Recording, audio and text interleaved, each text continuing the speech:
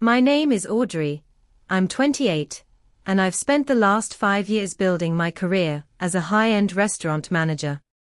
Growing up with controlling parents taught me resilience, though it came at a steep price.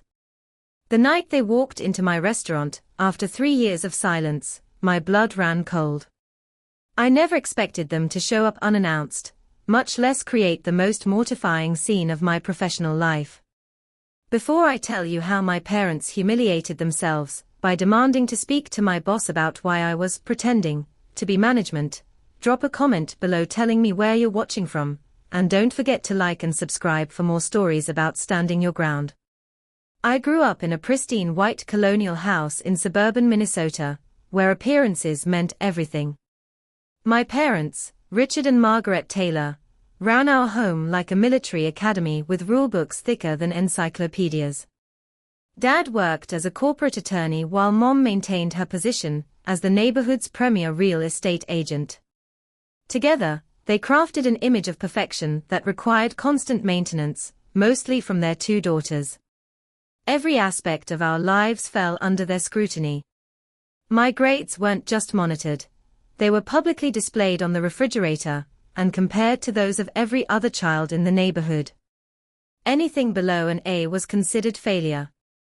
My friendships required parental approval, complete with background checks on their families, and coincidental meetings arranged by my mother. My appearance became a constant source of criticism, hair always perfectly styled, clothes wrinkle-free, and God forbid I develop my own sense of fashion. My younger sister Jessica thrived under these conditions. She was the golden child, embracing every rule and expectation with enthusiasm. Perfect grades, perfect friends, perfect extracurriculars. She never questioned anything, making her the ideal daughter in my parents' eyes. I, on the other hand, became the family disappointment by age 10. I questioned rules that made no sense. I wanted to choose my own friends, based on connection rather than social status. I preferred comfort over appearances. Each transgression earned me longer lectures and stricter monitoring. When I was 14, I received my first B+ on a calculus test. You'd think I had committed a felony from my parents' reaction. Dad confiscated my phone for a month, while Mom scheduled daily tutoring sessions that ate into my limited free time. This is what happens when you waste time daydreaming instead of focusing on what matters, Dad lectured while examining the offending paper. Mediocrity is a choice, Audrey, and in this family, we don't choose to be mediocre. Around that time, I discovered cooking shows on the kitchen TV. While my parents worked late and Jessica attended her numerous approved activities, I found myself mesmerized by chefs transforming simple ingredients into art. Soon, I was sneaking time in the kitchen, teaching myself techniques from borrowed library books and hidden online videos. The kitchen became my sanctuary. When I cooked, the world made sense. There were rules, yes, but also creativity and intuition. There was immediate satisfaction in creating something delicious from scratch. More importantly, there was freedom from the constant pressure to be perfect in my parents' narrow definition.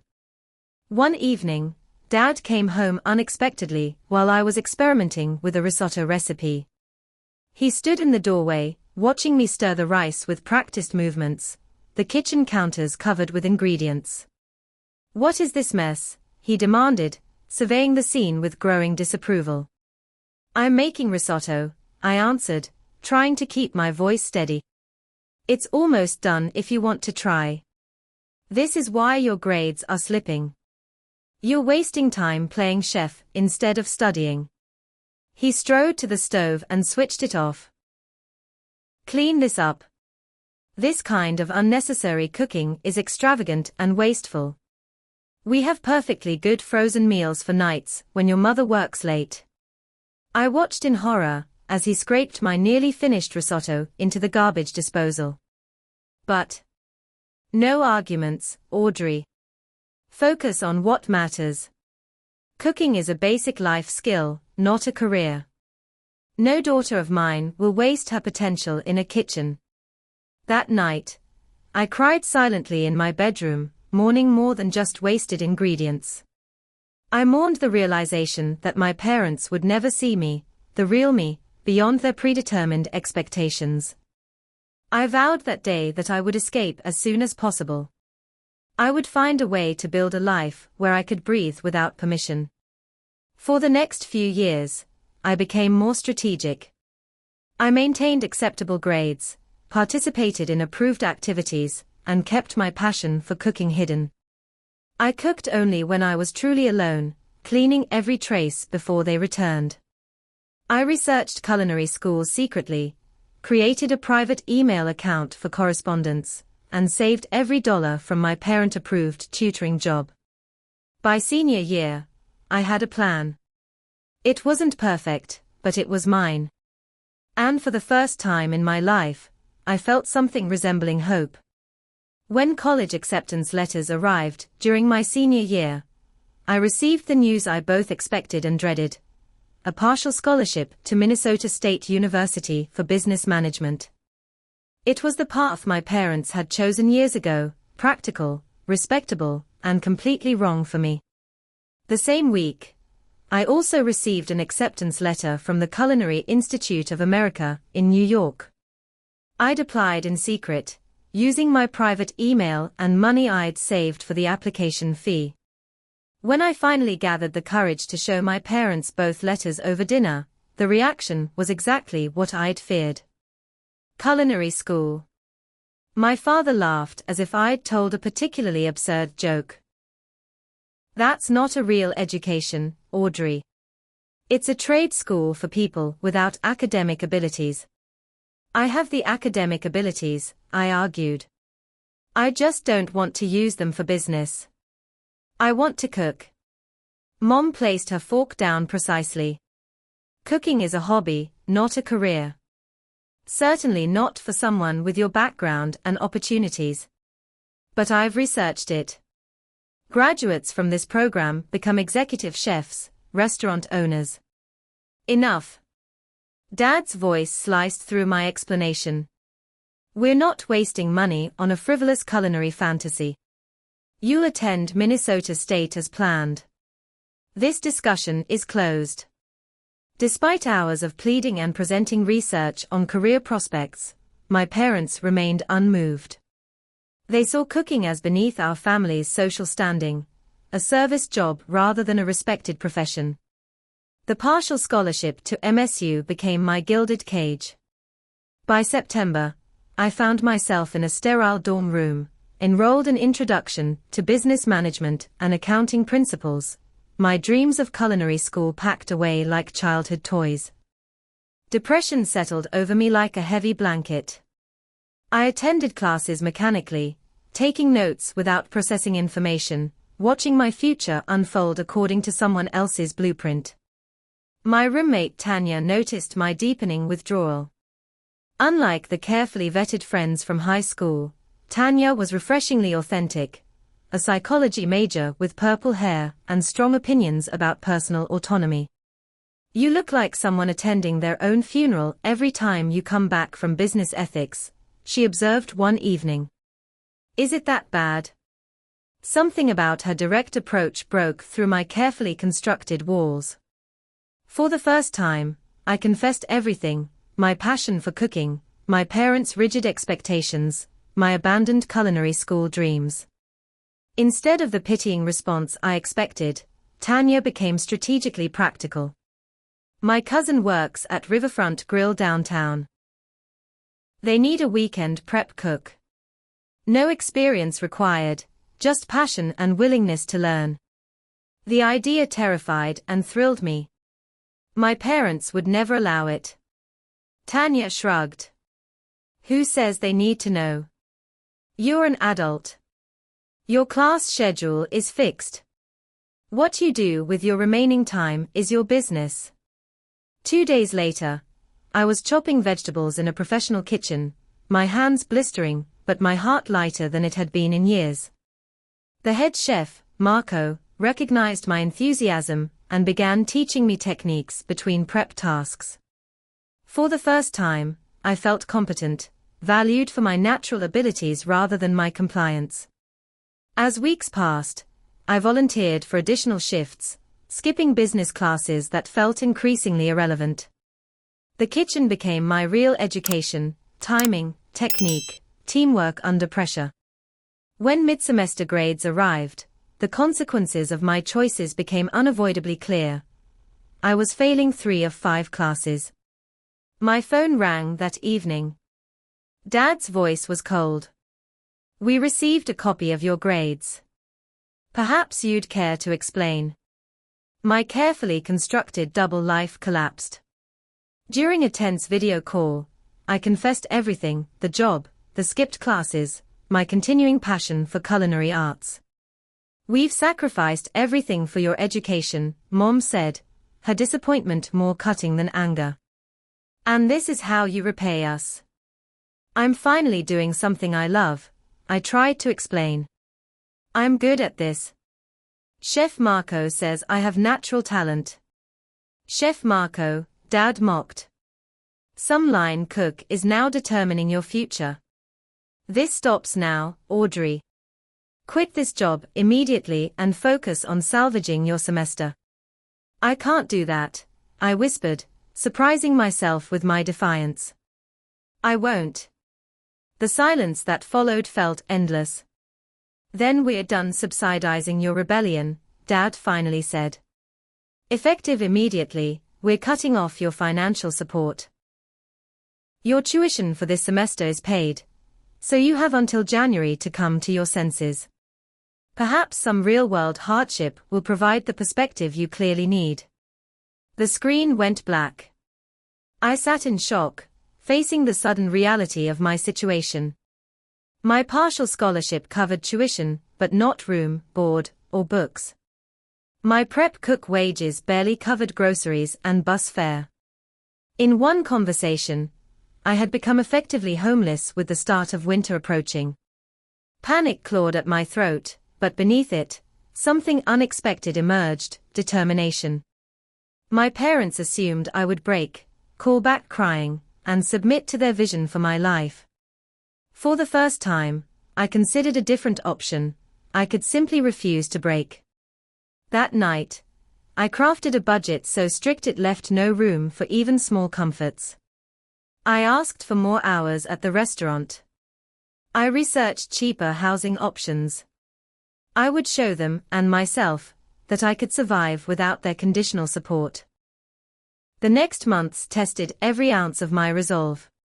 I withdrew from the university, losing my dorm room, but recovering some tuition money that helped secure a tiny apartment with 3 roommates, all restaurant workers with similar schedules and financial constraints.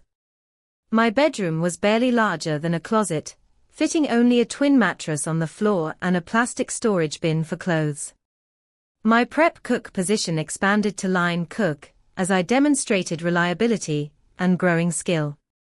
14-hour days became normal, morning prep shifts flowing into dinner service, returning to my apartment past midnight, only to repeat the cycle hours later. My hands developed calluses, then burns and cuts that never fully healed before new ones replaced them.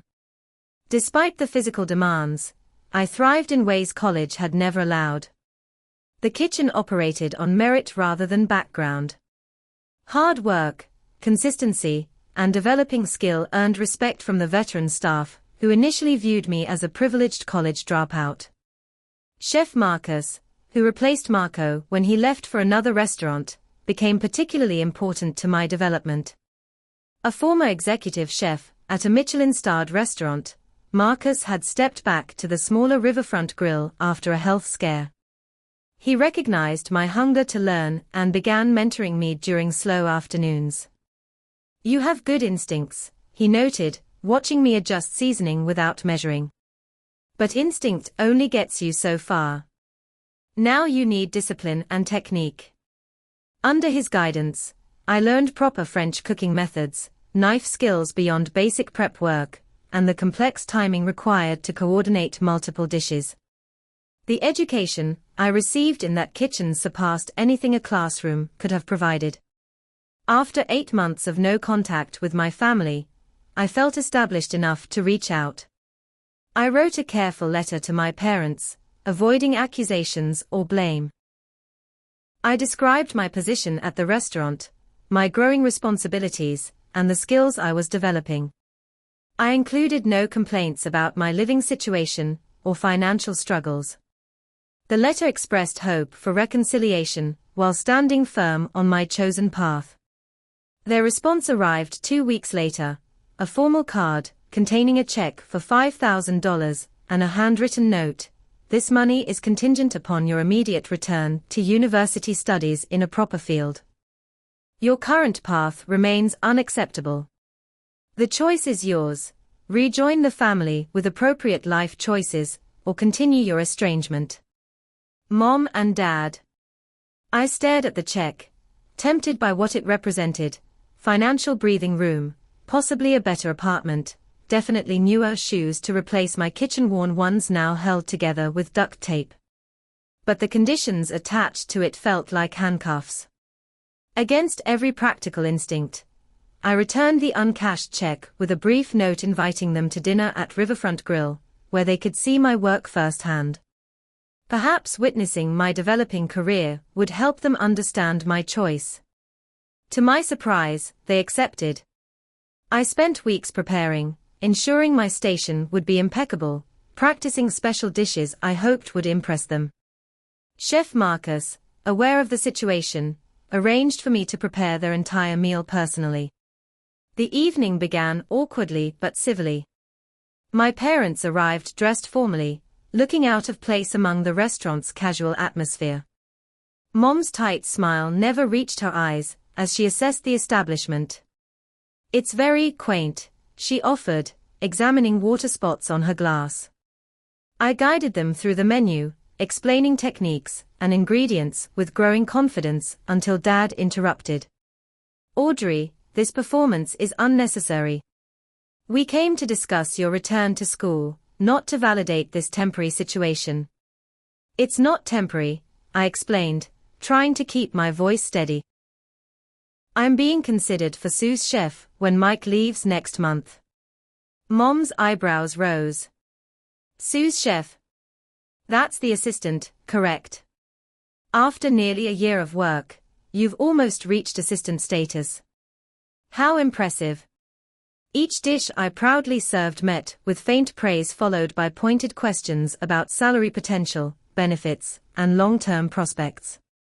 By dessert, the pretense of support had evaporated. "No daughter of mine will spend her life as a glorified servant," Mom declared loudly enough for nearby tables to hear. "You're wasting your potential in this kitchen." The way she said kitchen, like it was a dirty word, made something break inside me. I had endured months of physical exhaustion, financial insecurity, and complete reinvention of my life, only to be dismissed as if I were playing house. "I'm not a servant," I replied, my voice quiet but firm. "I'm a professional cook building a career I love. I'm sorry that doesn't fit your plan for me, but it's my life." "This rebellion has gone on long enough," Dad announced, standing abruptly. "When you're ready to make adult decisions about your future, you know how to reach us." They left without finishing dessert, my father throwing cash on the table to cover their meal. I stood frozen in humiliation, as other diners pretended not to notice the scene. Chef Marcus found me later in the walk-in cooler, finally allowing tears I'd held back for months. "Family is complicated," he said simply, offering a clean kitchen towel as a handkerchief. "But talent isn't. You have real talent, Audrey. Some people spend decades searching for what you've already found, work that speaks to your soul. My parents will never see it that way." "Maybe not," he agreed. "But the question is, can you see it? Because their approval won't season your sauces or perfect your timing. Only your commitment can do that." That night, I made the painful decision to stop seeking my parents' validation. I blocked their numbers, returned mail unopened, and focused entirely on building my new life. The second betrayal, coming to my workplace only to undermine me, taught me that no amount of success would ever be enough if it didn't match their predetermined vision. It was time to define success on my own terms. 3 years passed in a blur of 16-hour days, promotions, and expanding responsibilities. After Riverfront Grill, I moved to Maison, an upscale French restaurant where I worked under acclaimed chef Gabrielle, who pushed my technical skills to new heights. My tiny apartment became slightly less tiny, a studio with actual furniture instead of milk crates. I purchased my first professional knife set, paying in monthly installments that stretched my budget, but felt like an investment in my future. My world expanded beyond kitchen walls. I took weekend wine courses, learning to pair flavors and appreciate subtleties I once would have missed. I developed friendships with colleagues who understood the unique demands and rewards of restaurant life. For the first time since childhood, I felt part of a community that accepted me completely. During a wine distributor tasting at Maison, I met Daniel. Tall with kind eyes and an encyclopedic knowledge of regional vineyards, he approached our professional interaction with refreshing authenticity. "This Syrah presents as much bolder than it actually drinks," he explained during his presentation. "Kind of like me," he added with a self-deprecating smile that made something flutter in my chest. After 3 weeks of professional exchanges that grew increasingly personal, he finally asked me to dinner on my rare night off. Our first date lasted 6 hours, conversation flowing effortlessly from food philosophies to childhood memories to hopes for the future. Unlike previous relationships that fizzled under the demands of my schedule, Daniel understood industry hours and pressures. As a fellow professional, he respected my ambition rather than resenting it. My ex used to get upset when I talked about grape varieties at dinner, he confessed during our third date. Called it bringing work home.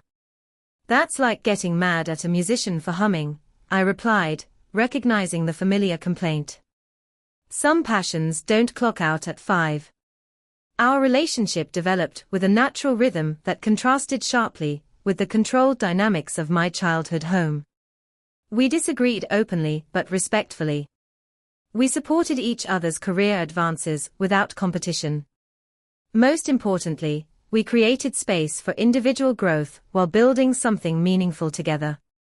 After a year at Maison, I spotted an advertisement for a management training program with the renowned Ultra Restaurant Group. The 6-month program would provide formal business training specifically for culinary professionals aiming for leadership positions. The competition would be fierce. Only 8 applicants would be selected from hundreds, but success would open doors to executive positions typically reserved for those with formal business degrees. The application process demanded everything: detailed essays, practical cooking examinations, leadership assessments, and finally, panel interviews with Ultra's executive team. Each round eliminated more qualified candidates. Somehow, I survived each cut. During the final interview, Ultra's CEO asked the question I'd been dreading: "Your resume shows no formal business education, yet you're applying for a management track. How do you justify this gap compared to other candidates?" Taking a deep breath, I gave the most honest answer I could. What appears as a gap is actually a choice. I chose practical experience over formal education, learning restaurant operations from the ground up. I understand food costs, because I've ordered inventory at 5 a.m. I understand staff management, because I've worked every position on the line. My business education has been hands-on rather than theoretical. 2 days later, I received the acceptance call.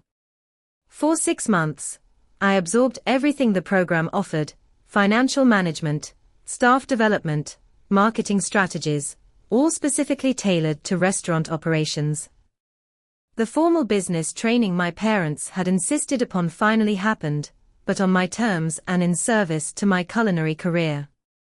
Upon completing the program, I received placement as assistant manager at Ultra's flagship restaurant downtown. The position merged my culinary background with newly acquired business skills. I thrived in the dual role, bridging communication gaps between kitchen and front-of-house teams that had historically created tension. My confidence grew with each successful service, each resolved conflict, each balanced budget. The anxious, approval-seeking daughter gradually transformed into a capable professional trusted with increasing responsibility. When Altura announced plans for a new location focusing on farm-to-table seasonal cuisine, my name entered consideration for the general manager position. The interview process was rigorous, but this time I approached it with earned confidence rather than desperate hope. When the ownership team offered me the position, including partial profit sharing after 2 years, I accepted with the certainty that I had found my professional home. On opening night, I stood at the entrance of Lusso, my restaurant, watching staff prepare for our first service. The polished space with its open kitchen and warm lighting reflected months of planning and personal input. Chef Marcus, who I'd hired away from his previous position, supervised final preparations in the kitchen he had helped design. For a moment, I allowed myself to imagine my parents witnessing this achievement. Would they finally understand? Would they see the success I'd built on my own terms? The thought brought a familiar ache, but no longer the crushing pain it once had. Their approval had stopped being the measure of my worth. That night, Lusso opened its doors to critical acclaim. My life had found its true path, despite every obstacle placed in its way. 2 years passed in a whirlwind of 18-hour days, seasonal menu developments, staff training, and growing recognition. Lusso had established itself as a destination restaurant, earning accolades from local critics and a devoted clientele. My management style fostered unusual staff loyalty in an industry known for high turnover.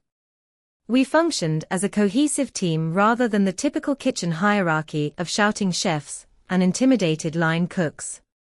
Occasionally, news about my family reached me through distant connections.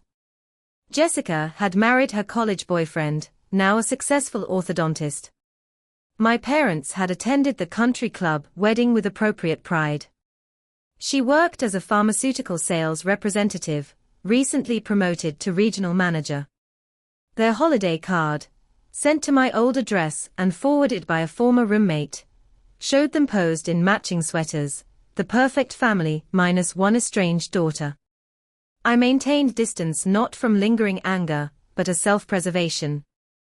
Each previous attempt at connection had reinforced that my parents couldn't separate their love from their expectations. Until that changed, distance felt healthier than continuous disappointment.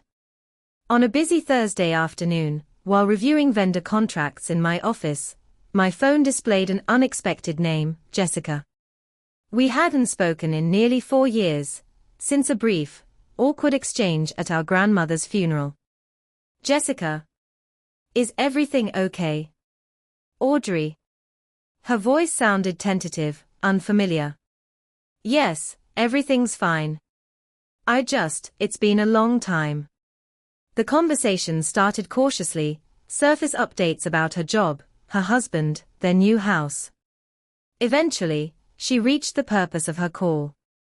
Mom and Dad are celebrating their 35th anniversary next weekend. They are coming to the city for a special dinner and overnight stay. My stomach tightened. I appreciate the information, but I'm not sure. They don't know I'm calling you, she interrupted. But Audrey, they talk about you. Dad keeps a newspaper clipping about Lusso in his desk drawer. Mom Googles your name sometimes. Jessica. They've changed, she insisted. Or at least, they're capable of changing. Couldn't you give them another chance? Maybe arrange a reservation for them at Lusso. You wouldn't have to identify yourself as the manager yet, just see how it goes. I pressed my fingers against my closed eyes, weighing the familiar hope against experience. I've been down this road before. It always ends the same way. Please, Audrey. Do it for me, if not for them. I hate this division in our family. Against my better judgment, I agreed to book a special table for their anniversary dinner. Jessica would join them, providing a buffer if needed. I wouldn't identify myself initially, but would gauge their reaction to the restaurant, and perhaps approach their table later in the evening. For a week, anxiety shadowed me.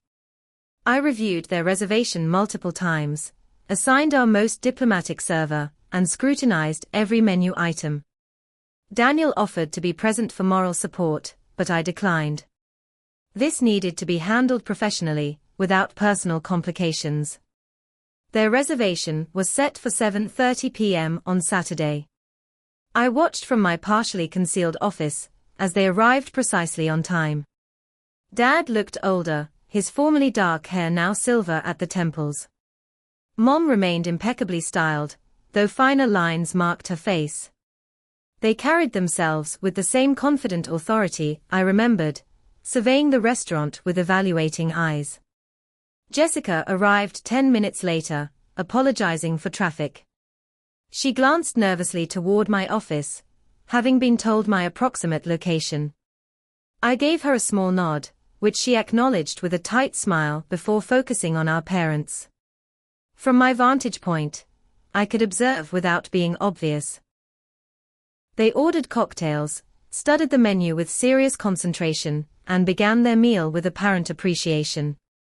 Nothing in their demeanor suggested they might connect this restaurant to their estranged daughter. As their main courses arrived, I considered approaching their table. Perhaps enough time had passed for a civil reunion. Then I overheard my father's voice, raised in complaint to their server, Michael. This steak is overcooked. I specifically requested medium rare, and this is clearly medium. In an establishment of this supposed caliber, I expect precision. Michael responded with appropriate professionalism. I sincerely apologize, sir. I'll have the kitchen prepare a new steak immediately. This is the second service issue tonight, Dad continued, gesturing to their empty water glasses. I'm beginning to question whether this restaurant deserves its reputation. From my position, I could see the steak was cooked precisely as ordered, but arguing with a customer over doneness was rarely productive. I signaled the kitchen to prepare a replacement, watching the situation carefully. As Michael departed with the offending steak, Dad's complaints continued, now addressing Jessica and Mom. These trendy farm-to-table places are all style over substance. More concerned with where the cow went to school than how to properly cook it. Jessica glanced uncomfortably in my direction, then leaned toward our father. Maybe we should speak to the manager. Excellent idea, he agreed. I'd like to speak to whoever's in charge here. Michael returned with profuse apologies and a fresh steak. Is there anything else I can assist you with? Yes, Dad replied. We'd like to speak to the manager about the overall service this evening. My stomach dropped. I considered sending my assistant manager, avoiding direct confrontation, but professional responsibility won out. I straightened my blazer and approached their table with a practiced smile.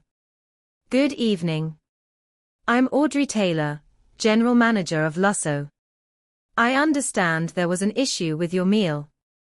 The moment of recognition transformed their expressions from entitled annoyance to absolute shock. Dad's fork clattered against his plate. Mom's perfectly maintained composure cracked visibly. Audrey. Mom whispered, as if seeing a ghost. Dad recovered first, his surprise quickly recalibrating to skepticism. You work here. I manage the restaurant, I corrected gently, maintaining my professional demeanor despite my pounding heart. You're a hostess, he clarified, looking confused. No, I'm the general manager. I oversee all restaurant operations. Dad's eyebrows raised, disbelief evident. There must be some mistake. My daughter doesn't have the business background to manage an establishment of this size. Jessica interrupted awkwardly. Dad, I told you Audrey was doing well in her career. Mom's eyes narrowed slightly. Jessica, did you arrange this? Is this why you insisted on this particular restaurant? The table fell into uncomfortable silence as Jessica squirmed under their questioning looks. I should have mentioned it, she admitted. But I wanted it to be a pleasant surprise. Dad stood abruptly, addressing a nearby host. Excuse me. We need to speak to the owner or actual manager of this establishment. There seems to be confusion about personnel. The restaurant's ambient conversation dimmed as guests noticed the escalating situation. My face burned with familiar humiliation as Dad continued loudly. My daughter is claiming to be management here, which is clearly a misrepresentation. She has no formal business education or qualifications for such a position. Every instinct urged retreat, walk away, let my assistant manager handle this, avoid the public confrontation. But something stronger kept me rooted in place. The knowledge that running now would reset a pattern that had defined too much of my life. Sir, I said calmly, I understand this is surprising, but I assure you I am the general manager of Lusso. Perhaps we could discuss this privately in my office. What we need to discuss is why you're misrepresenting your position, he insisted, voice rising. I want to speak with your supervisor immediately. By extraordinary coincidence, Sophia Altura, owner of the restaurant group, was dining with investors that evening. Hearing the commotion, she approached our table with concerned curiosity. Is everything all right, Audrey? She asked, her presence commanding immediate attention. Ms. Altura, I acknowledged with relief. These are my parents and sister.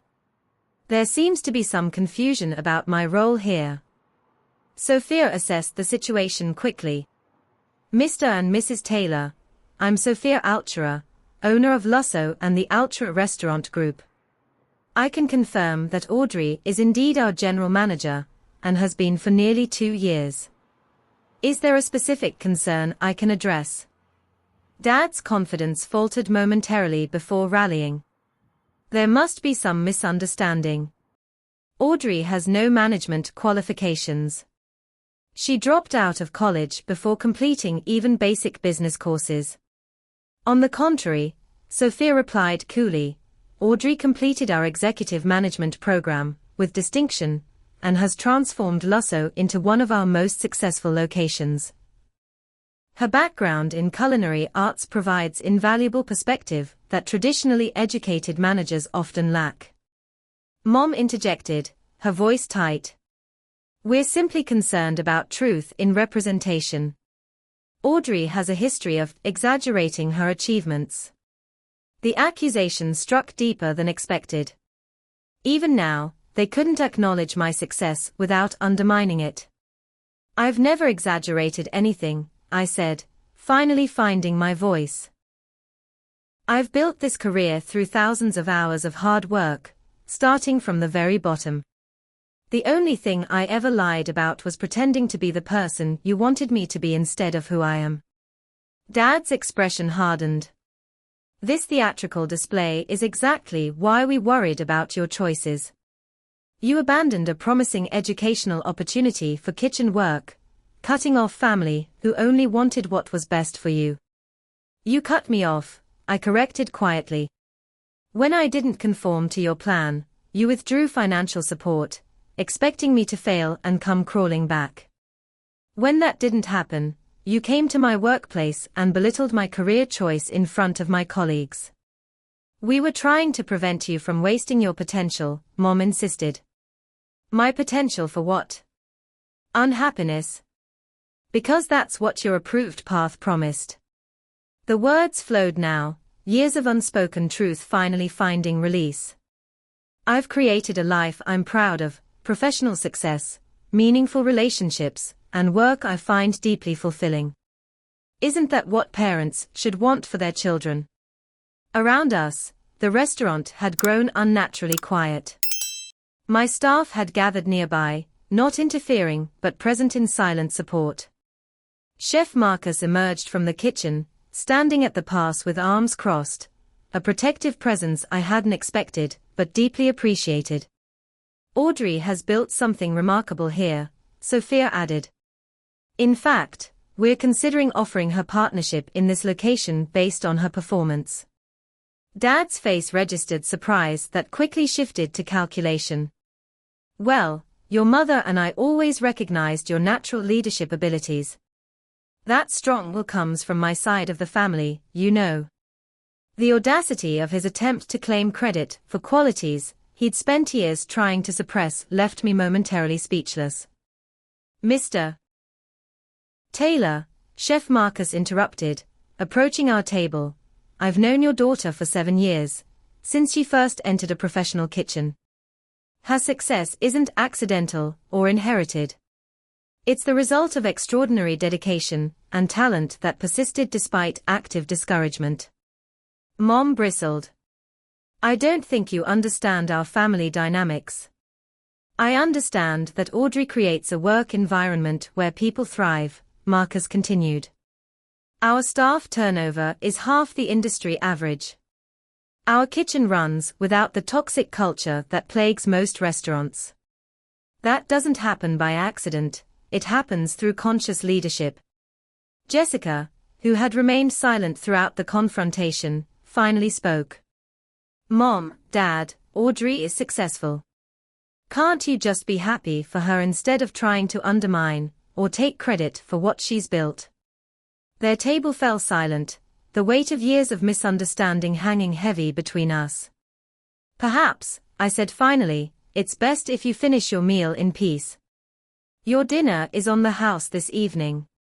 If you'd like to speak further, we can arrange a time when emotions aren't so high. Dad started to protest, but Mom placed a restraining hand on his arm. Thank you for the offer, she said stiffly. We should discuss this as a family at a more appropriate time. As I turned to leave, Dad called after me, Audrey, wait. I paused, braced for another criticism. The food, he said awkwardly, was actually quite good. From him, it was as close to an apology as I was likely to receive. The remainder of their dinner passed without further incident.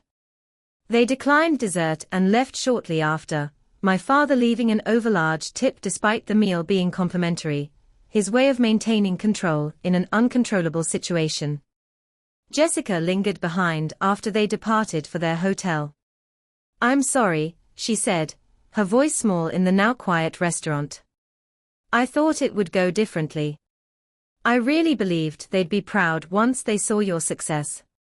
It's not your fault, I assured her, though part of me wanted to blame her for the ambush. Some expectations are too deeply ingrained to change overnight. They weren't always like this, she offered. Before you left, Dad used to brag about your creativity to his colleagues. People show love in different ways, I acknowledged. Unfortunately, theirs always came with conditions I couldn't meet. We talked for nearly an hour after closing, peeling back layers of sibling rivalry and parental manipulation that had separated us for years. Jessica confessed her own struggles with our parents' expectations, her perfect compliance masking private resentments and insecurities. Your leaving forced them to transfer all expectations to me, she admitted. I sometimes hated you for that, even while envying your freedom. It wasn't freedom at first, I told her. It was survival, then determination, and only much later, actual choice. We promised to maintain contact, rebuilding our relationship without our parents as intermediaries. It felt like recovering a piece of myself I hadn't realized was missing. Later that night, Daniel arrived at my apartment, having waited respectfully for the family drama to conclude before offering support. How bad was it? He asked, pulling me into a comforting embrace. Surprisingly educational, I answered honestly. I always imagined confronting them would be catastrophic, but it was just sad. They genuinely can't see beyond their narrow definition of success. Their loss, he said simply, holding me tighter. The following morning, Sophia called to discuss the previous evening. Rather than being upset about the disruption, she seemed impressed by my handling of the situation. You maintained professionalism under extraordinary personal pressure, she noted. That partnership discussion wasn't just for your parents' benefit. We're preparing formal papers for your review next month. The offer left me momentarily speechless. Partnership at 30 represented achievement beyond anything I'd imagined when scrubbing pots in my first kitchen job. 3 days later, a formal letter arrived from my parents. The heavy cream stationery and precise handwriting screamed mother, though both signatures appeared at the bottom. The contents straddled the line between apology and justification typical of their communication style. While we maintain concerns about the longevity and security of your chosen field, they wrote, we acknowledge that you have achieved a level of success that deserves recognition. Our approach to your career choices was perhaps more rigid than necessary. We welcome further discussion, should you wish to re-establish regular communication. No mention of their public scene. No true acknowledgement of their attempt to undermine me. Just a careful repositioning that allowed them to save face while opening the door to reconciliation on their terms. I placed the letter in my desk without responding, neither rejecting nor accepting their conditional olive branch. Any future relationship would develop slowly, with carefully maintained boundaries. The following weekend, Jessica visited Lusso again, this time without our parents. We shared a meal at the chef's table, laughing over childhood memories and cautiously rebuilding trust. She brought pictures of her life I had missed. Her wedding, their home, the golden retriever puppy they'd recently adopted. They are trying, she said as we finished dessert. In their emotionally stunted way. I know, I acknowledged. But trying doesn't automatically earn access to my life. That requires consistent respect. Fair enough, she agreed. Just don't write them off completely. They are flawed but not irredeemable. A month later, Lusso hosted a charity dinner benefiting culinary education for disadvantaged youth. The event represented everything I valued: community support, educational opportunity, and culinary excellence. Local news covered the event, interviewing me about the restaurant's commitment to industry education. During her closing remarks, Sophia publicly announced my partnership position, inviting me to the podium to address the gathered crowd. As I scanned the room, my breath caught at an unexpected sight: my parents sitting at a far table, watching with unreadable expressions. Jessica hadn't mentioned their attendance. Their presence represented an effort I hadn't anticipated, a silent acknowledgement that required no immediate response. Whether it marked the beginning of healing or merely closure remained to be seen. For now, it was enough to know they had witnessed my moment of professional recognition, without attempting to qualify or diminish it. Small steps forward was still progress. 1 year has passed since that climactic confrontation in my restaurant. The anniversary approaches with a surprising lack of anxiety, just another date on the calendar rather than a traumatic memory. Time and distance provide perspective that raw emotion cannot. Professionally, the partnership at Lusso has exceeded expectations. The responsibility of partial ownership pushed me to develop new skills beyond day-to-day management. We've expanded our private dining services and launched a small catering operation for select clients. Revenue has increased 15% despite economic headwinds affecting the industry broadly. My relationship with Daniel deepened through these changes. Last month, he proposed during a weekend trip to wine country, not with an elaborate public gesture, but in a quiet moment watching the sunrise from our cabin porch. We're planning a small ceremony focused on celebrating with chosen family rather than meeting external expectations. My relationship with my parents has evolved into a carefully structured détente. We speak monthly by phone, brief, civil conversations focusing on neutral topics. They've visited the restaurant twice, making reservations under their own names and behaving as any other customers would. Progress comes in small increments. Dad complimenting a seasonal dish without qualification, Mom asking about business challenges with genuine interest rather than veiled criticism. Jessica and I have rebuilt our relationship on more honest footing. She visited last week, confessing her own career dissatisfaction and considering a significant change. The fact that she felt safe sharing these doubts with me rather than maintaining a perfect facade marked tremendous progress in our sisterhood. The most profound changes remain internal. The anxious, approval-seeking daughter who started this journey no longer dominates my identity. She exists as part of my history rather than my present. I no longer brace for criticism with each achievement or question my worthiness with each setback. This transformation didn't happen overnight. It required consistent reinforcement from chosen family who value me without conditions, Daniel's unwavering support, Sophia's professional mentorship, Chef Marcus's continued friendship, and colleagues who respect my leadership style. I've learned that family takes many forms, some determined by blood and others by choice.